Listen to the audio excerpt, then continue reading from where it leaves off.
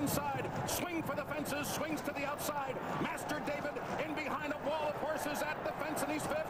And Tapeta takes to the outside, and they charge into the final furlong of the Wood Memorial. Swing for the fences.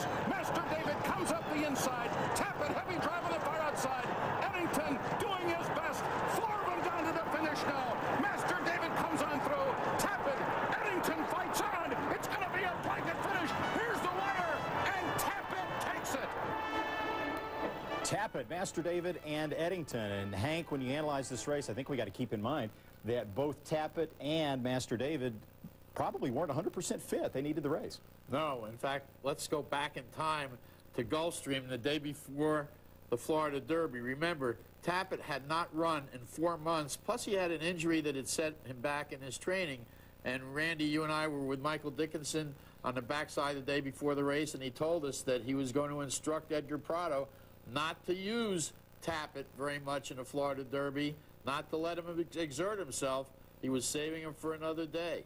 And, of course, Tapeta had sore shins prior to the Florida Derby that compromised his training. After the Florida Derby, he was suffering from a virus, so he's had all kinds of problems. But in the Wood Memorial, he was allowed to settle back farther behind the pace, much farther than in the Florida Derby. As a matter of fact, Tapeta was last around the first turn, whereas Master David was perfectly positioned along the rail, about fourth, as you can see there in the blue, coming to the half-mile pole. That's what was so impressive about Tapeta's performance. All day, they were running 1-2 on Aqueduct, a very speed-favoring surface that day. And I know there was one other distance race that was 1 mile and 5/16, but still, for him to come from where he did in that race and to win the way he did, that was the most impressive race I saw all spring. And you can see him on the far outside there in the head-on replay. He's still green a little bit. He's looking at the grandstand or lugging in, take your pick, so there is still an inexperience factor, certainly with 4 lifetime starts.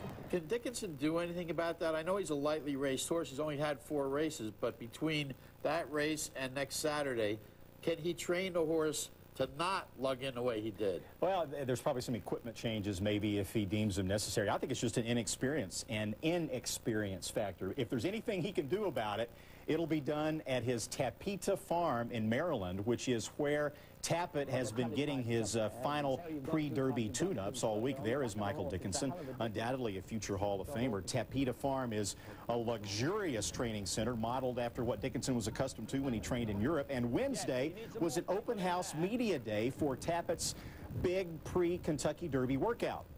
And you can always count on Dickinson to be a little unconventional. And in the workout, he actually followed it in an SUV with the windows down, calling out fractions to the rider. 12 to 25.6.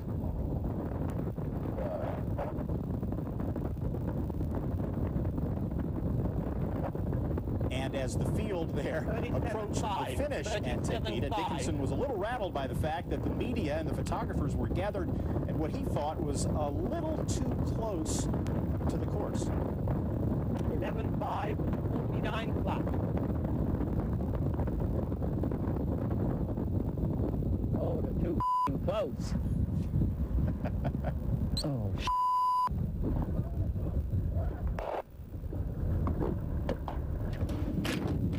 He loves his grass. Sammy leads him out for grass for 30 minutes 3 times a day. It's a major part of his diet. I mean, the grass is specially selected. Do everything possible for the horse at Tapeta. Michael Dickinson is all about the horse, and that farm has been described as a heaven for racehorses. Now, Dickinson has been getting, obviously, all kinds of media attention. That really hasn't been the case, necessarily, at Churchill Downs this week for Bobby Frankel, who has Master David. Kenny Rice has more on that.